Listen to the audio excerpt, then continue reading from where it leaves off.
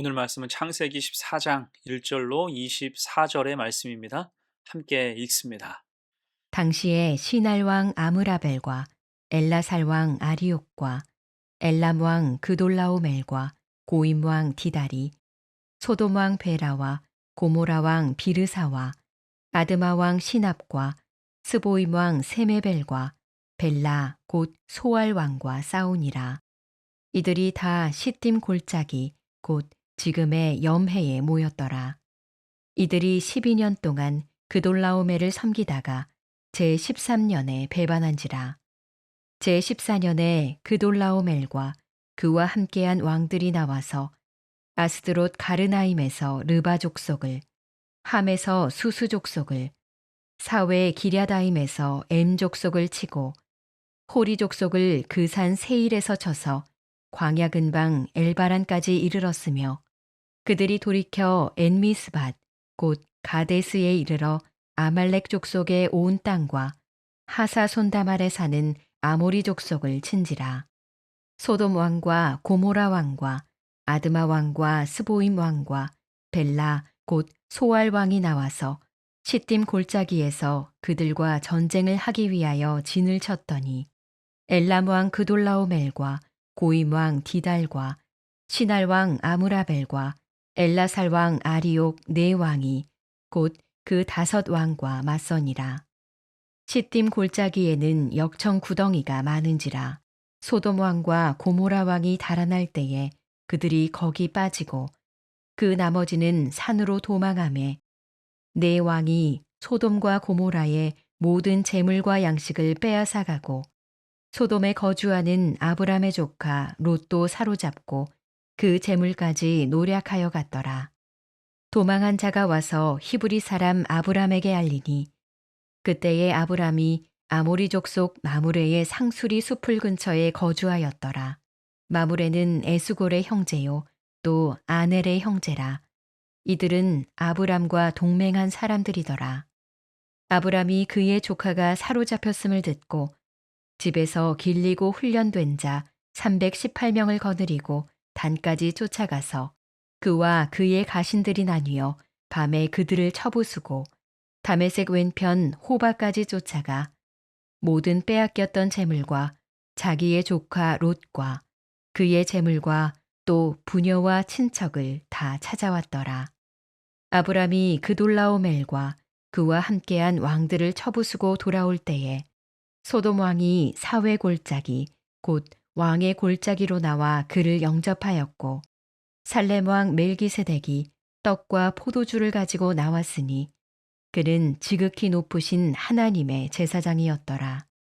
그가 아브라함에게 축복하여 이르되 천지의 주제이시요 지극히 높으신 하나님이여 아브라함에게 복을 주옵소서.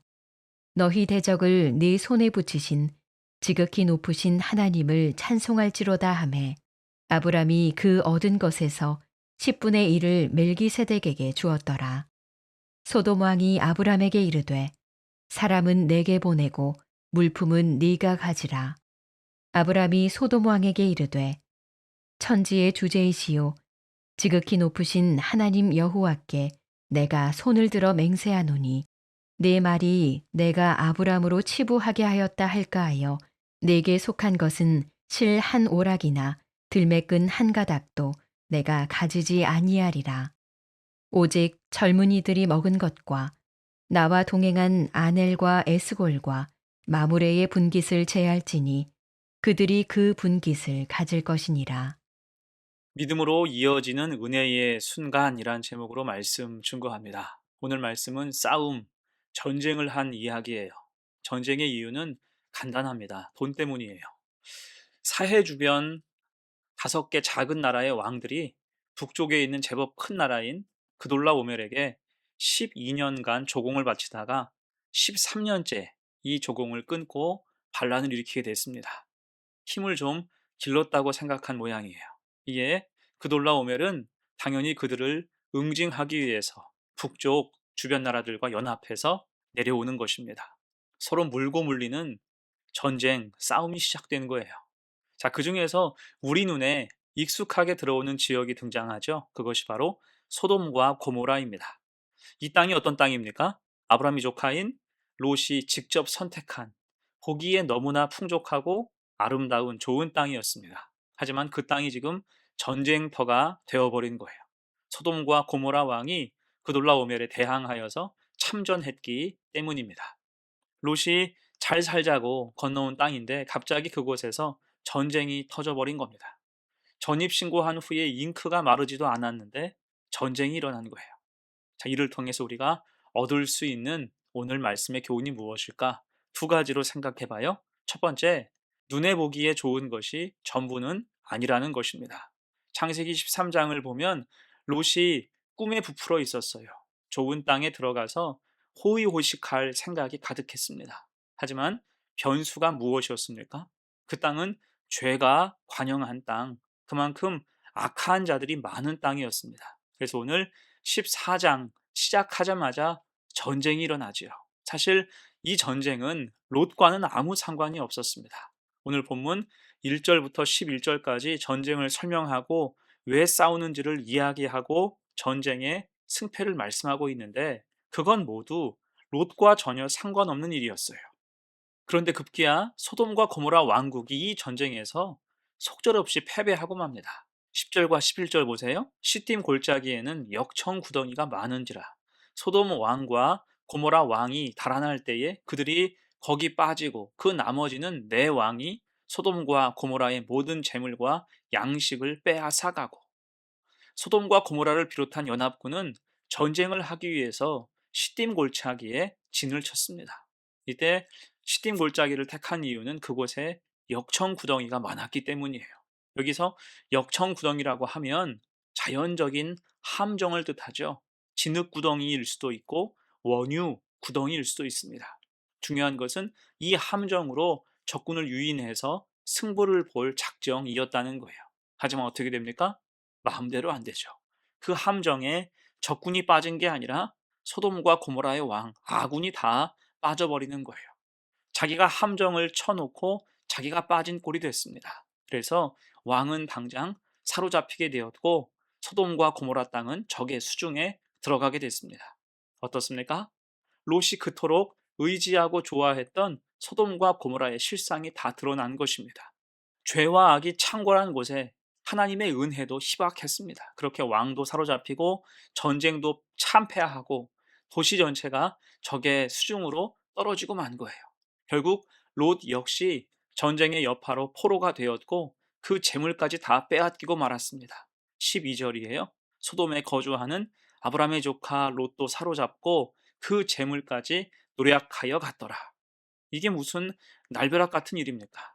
곧 이 사건을 통해서 우리가 깨달아야 하는 것이 무엇일까요? 하나님 대신 의지하는 것들의 허무함이에요. 능력 없는 것을 의지하는 게 얼마나 무용한 일인지를 잘 보여줍니다. 한마디로 내 눈에 좋은 게 전부가 아니라는 것을 기억해야 한다는 것입니다. 대신 하나님을 바라보고 하나님의 뜻에 철저히 맞춰 살아가는 믿음이 필요해요. 그렇게 내 판단과 안목을 의지하지 말고 하나님의 인도하심을 바라보며 신실하고 지혜롭게 살아가는 성도가 되시기를 축원합니다. 두 번째요. 오늘 본문이 주는 교훈 두 번째는 오직 믿음의 길을 가라는 거예요. 자, 이제 전쟁의 여파로 롯과 그의 가족도 끌려갔다라는 소식을 아브라함이 전달해서 듣게 됩니다. 이때 아브라함은 소돔과 고모라 반대쪽 땅에 있어서 전쟁에 휘말리지 않게 되었죠. 대신 아브라함은 롯에 대한 소식을 듣고 그를 구하기 위해서 전격적으로 움직입니다. 즉시 롯을 구출하기로 결정한 거예요. 그리고 사병 318명을 이끌고 가지요. 이때 아브라함의 군사는 훈련이 매우 잘 되어 있었습니다. 오늘 14절, 15절에서는 그들을 향해서 집에서 길리고 훈련된 자 혹은 가신이라고 불러 말하고 있어요. 그만큼 아브라함의 군사는 실력과 충성심이 탁월했습니다. 그리고 이제 아브라함은 그들을 통해서 야습을 하고 기습을 하죠. 아무래도 큰 숫자가 아니기 때문에 상대의 허를 찌르는 전략을 짰고 아마 새벽 시간에 기습했을 것입니다. 그리고 아브라함의 이런 작전은 대성공을 거두게 돼요. 넉넉히 이깁니다. 15절, 16절 보세요. 그와 그의 가신들이 나뉘어 밤에 그들을 쳐부수고 다메섹 왼편 호박까지 쫓아가 모든 빼앗겼던 재물과 자기의 조카 롯과 그의 재물과 또 부녀와 친척을 다 찾아왔더라. 아멘. 전쟁에서 승리했고 빼앗겼던 포로, 재산, 재물 다 찾아왔고요. 전리품을 잔뜩 취해서 돌아왔습니다. 대승리를 거둔 거예요. 그리고 이후로 중요한 만남 하나가 성사되죠. 그것이 멜기세덱을 만난 것입니다. 여기서 멜기세덱은 지극히 높으신 하나님의 제사장이죠. 그가 아브라함에게 이렇게 말합니다. 20절 너희 대적을 내 손에 붙이신 지극히 높으신 하나님을 찬송할지로다. 아멘. 특히 여기서 너희 대적을 네 손에 붙이셨다. 이 표현이 굉장히 중요하죠. 이 말은 이후 성경 역사에서 중요한 전쟁 때마다 나오는 표현이에요. 적을 너의 손에 붙이셨다. 그 말이 오늘 처음 나온 것입니다. 그러니까 오늘 전쟁은 거룩한 전쟁이며 하나님의 도우심이 임한 승리임을 강조하고 있는 거예요. 자칫 전쟁의 승리로 인해서 아브라함이 교만해질 수 있었을 때 그 심령을 꽉 붙들어 준 것입니다. 이 아브라함이 어떻게 합니까? 그 말에 전적으로 긍정을 표해요. 20절 말씀 함께 읽어요. 너희 대적을 내 손에 붙이신 지극히 높으신 하나님을 찬송할지로다 하매 아브라함이 그 얻은 것에서 10분의 1을 멜기세덱에게 주었더라. 아멘. 곧 하나님의 은혜 앞에서 감사를 표합니다. 전리품으로 취한 것의 10분의 1, 11조를 떼서 하나님께 내어드리는 거예요. 자, 여러분 이때 중요한 것, 여기서 말하는 멜기세덱이 누구일까요? 멜기세덱은 훗날 예수 그리스도를 예표하는 인물이에요. 사실 히브리서를 통해서 여러 번 언급되는 멜기세덱의 존재는 좀 뜬금이 없어요.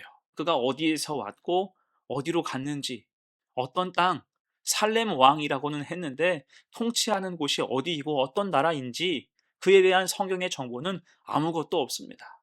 다만 한마디로 그는 예수 그리스도의 모형이 된 자로 영원한 왕을 묘사하고 있는 것입니다. 이 아브라함은 그분에게 승리의 11조를 내어드리며 모든 영광을 하나님께 올려드리는 거예요.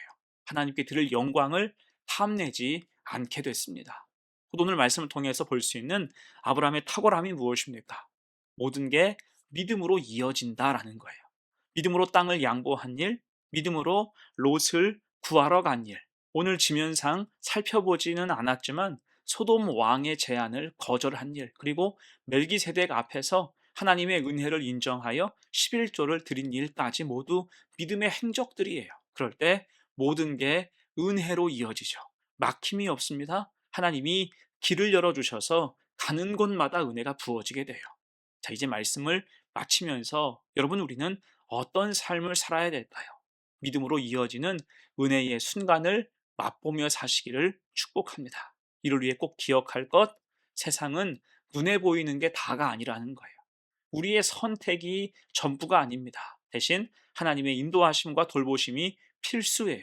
이를 알았던 아브람은 그 믿음으로 선한 싸움을 감당할 때 은혜로 인도하시는 하나님의 역사를 계속 체험하고 만나게 된 거죠. 그러면서 그 믿음은 더 깊어지게 된 것입니다. 이에 우리도 믿음의 길을 가며 하나님의 뜻을 바로 알고 믿고 의지하여 담대히 나아갈 때 선하신 하나님의 은혜와 도우심, 우리를 도구로 사용하시는 그 역사하심을 맛보기를 간절히 축원합니다. 아멘. 함께 기도합니다. 은혜로우신 하나님, 눈에 보이는 것을 의지한 롯처럼 살았던 우리의 연약함을 용서하옵소서.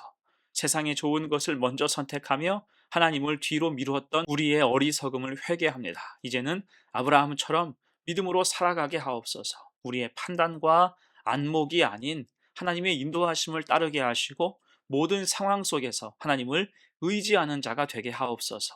승리의 순간에도 교만하지 않고 하나님께 영광을 돌리며 모든 것이 주의 은혜임을 고백하게 하옵소서. 그래서 믿음의 선한 싸움을 싸우며 믿음으로 이어지는 은혜의 순간들을 날마다 늘 경험하는 복된 성도가 되게 하옵소서. 감사드리며 예수님의 이름으로 기도합니다. 아멘.